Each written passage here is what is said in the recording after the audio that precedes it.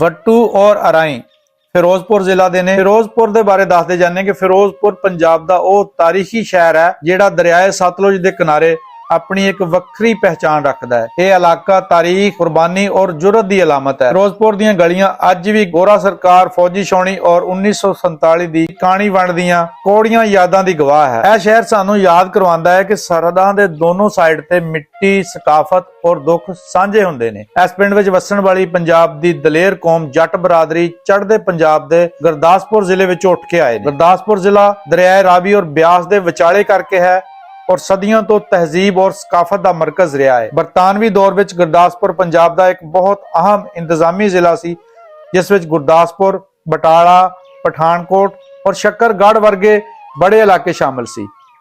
1947 की वंड वेले यह जिला वाहद मुस्लिम अक्सरीती जिला सी जिसनू इंडिया में शामिल किया गया और यही फैसला पंजाब की तारीख का सब तो रौले वाला और फैसला कुन मोड़ साबित होया। इस फैसले ने इंडिया नू कश्मीर तक जमीनी रास्ता दिता, जिस नाल लखां इंसानां दी तकदीर बदल गई।